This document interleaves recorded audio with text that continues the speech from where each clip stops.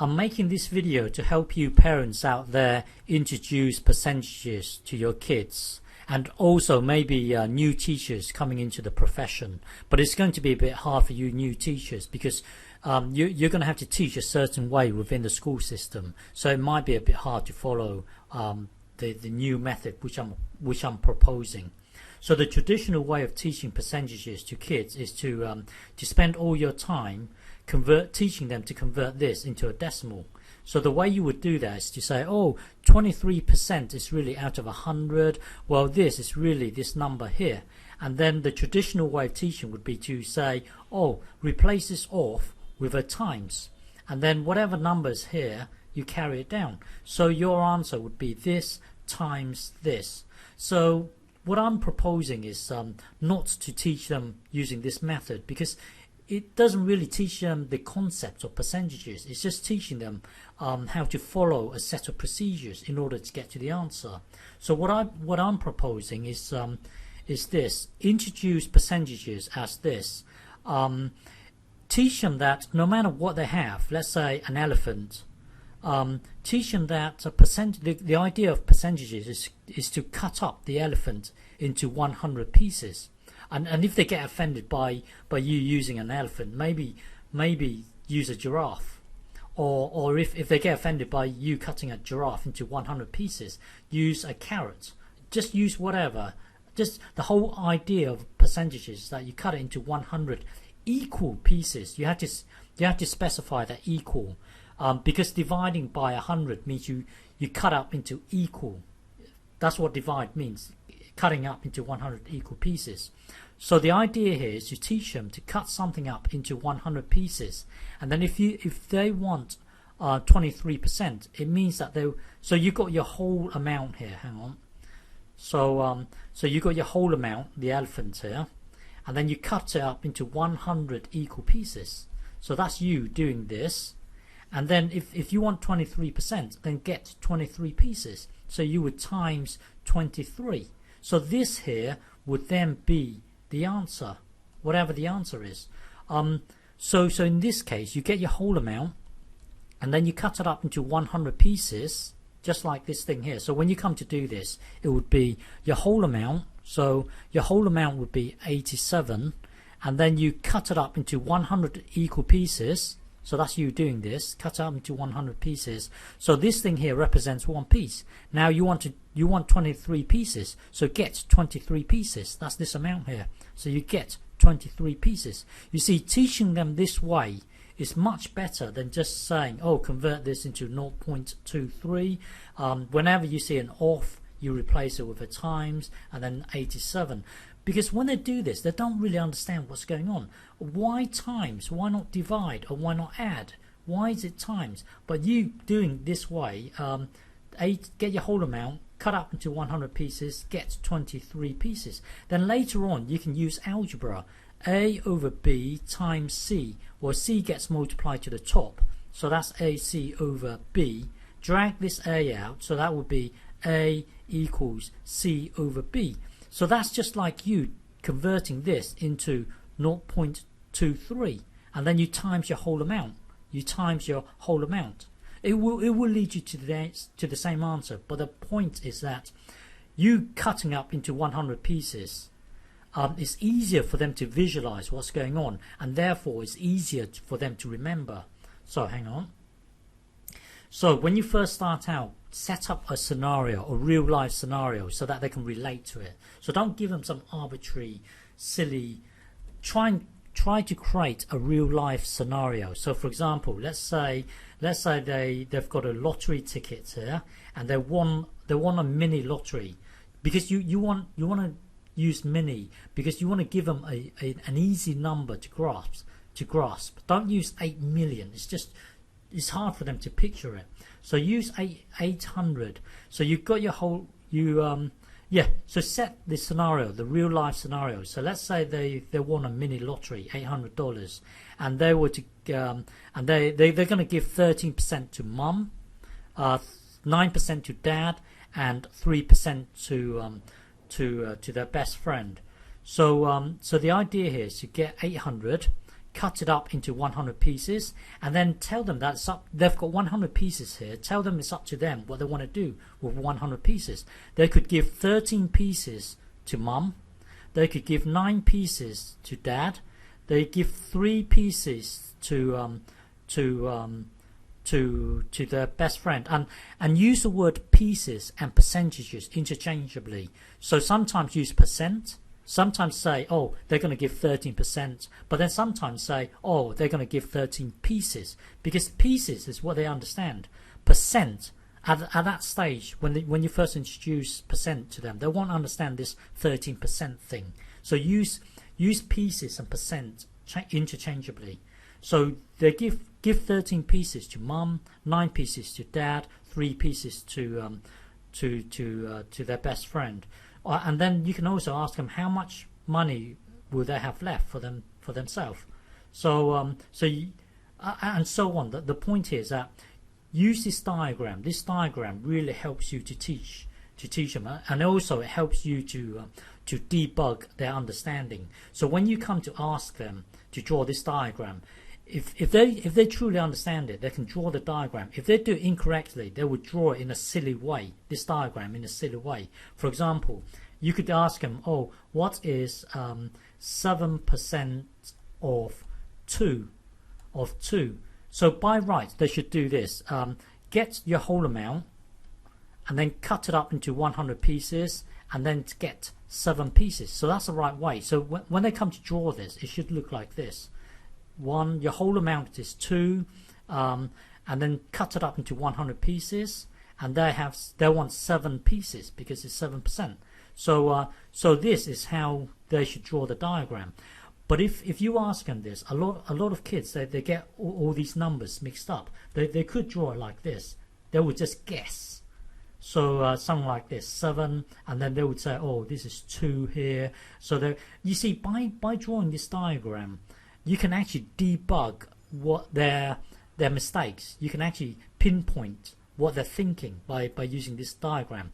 You see, telling them to do this, 7% converting, it's hard to tell if they truly understand the concept. But by drawing this diagram, you can actually see if they truly understand it. And also, hang on, just bear in mind that when you first bombard them with this new concept, it's actually a lot more difficult. It's a lot more difficult and longer to teach them this concept, because it's really easy just to teach them the procedure. Oh, get 13%, convert into a decimal, and then times the whole amount. It's easy to teach them this, and they can do it straight away. This is much more difficult. But the thing is, in the long term, it's worth it, because more complex concepts later on will be a lot easier to teach when you use this diagram. And also, when you're teaching them, avoid teaching them procedures. So what I mean by procedures is this: convert 13% into a decimal times. This is like them following a procedure. They don't really understand this. So avoid teaching them. Avoid teaching procedures, because it's boring, and it limits their ability to manipulate their imagination. Because by you teaching them how to cut it up into 100%, into 100 pieces, maybe it will encourage them to use their imagination. So, for example, they could imagine that there's an alien life form on Mars where they don't use 100 pieces. They could decide to use 7 pieces instead of 100 pieces. So the idea still works. You get your whole amount. Let's say this alien has won $800 in a mini lottery. Then you get 800. Cut it up into 7 pieces, because to this alien, the alien's using 7 pieces, as opposed to us on Earth using 100 pieces, and so on. The point is that by teaching them concepts, you give their mind the freedom to imagine different scenarios. Teaching them procedures is just like you sending them inside a tunnel, following when they're in the tunnel, they can't really use their imagination to think up of different things. They're just converting this thing to 0.29 and then replace it off with its times and then 900. They're just blindly doing this without. You want to encourage them to imagine weird scenarios. Anyway, and also, yeah, just bear in mind that yes, it is harder to teach them at first using this diagram method, but in the long term, you can build complex ideas on top of the diagram. So, for example, let's say there's a discount here, 2/5 off. So you when you come to do this, it's really, once they understand the concept, it's really easy to teach them new scenarios. So, for example, 2/5 off. Well, you would cut it up into 5 equal pieces. 1, 2, 3, 4, 5, and then you would tell them that, oh, what this means is that the shopkeeper is saying that they don't need to pay for 2 pieces, but they do need to pay for the rest, meaning these 3 pieces. So for them to work out how much they need to pay for this T-shirt, you would set it up like this: $90. Cut it up into 5 equal pieces. So 90 cut up into 5 equal pieces, and then they need 3 pieces, because that's how much they need to hand over to the shopkeeper, these 3 pieces. So this is the amount they would hand over to the shopkeeper. So you see, when it comes to a new concept, it's really easy to build on top of what you've taught them. But if you teach them to follow a procedure, it's really difficult to teach new concepts. Yeah, to teach new concepts. So, for example, this interest. Let's say you put $800 into the bank, and at the end of the year, the bank's going to give you 3% interest. So when you use a diagram, set it up like this. Well, originally, your whole amount is $800, and at the end of the year, the bank says they're going to give you three pieces. So what you do is you get your 800, and then cut it up into 100 pieces, and then tell them to move 3 pieces. They get 3 pieces for doing nothing. And then this is their new amount. And then later on, you're going to have to explain this bit here. But the point is that you would get this times this to give you your answer.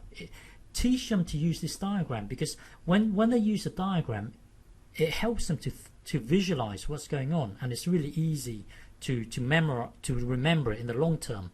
And percentage increase, let's say a giraffe is this tall, and then it increased by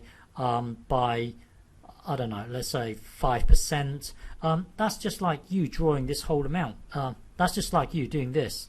Your original height is whatever. Let's just say 7 meters, and then it grows by 5%. So cut up into 100 pieces, and then get 5 pieces and move it up here. Eventually, you teach them this, and then percentage decrease. Let's say 7 kilograms, and then 5 kilograms. You can work out the percentage decrease. So this is your whole amount is 7 kilograms originally, and then you go on a diet, and then now you're 5 kilograms. So it's really their job is to work out this number here. Eventually, you can teach them to solve this, and then later on you can move on to complex concepts like compound interest. So compound interest, you put in $300 right at the end of the year, and then in the next at the beginning of next year, this is your 100%, and then at the end of next year, at the end of year 1, you get 4% interest. So this is your amount, and then after another year, this becomes your new 100%, and then if you then you get another 4 pieces. So you cut this up into 100 pieces, you get 4 pieces, and then simply you get this times this. That will then give you this. And you see, the conventional way of teaching compound interest is just to bombard them with this formula here and just tell them to follow this formula. But by using this diagram, you can actually see where this formula comes from, because this thing here, well, if you work this through, by you doing it this way, you can actually see where this formula comes from.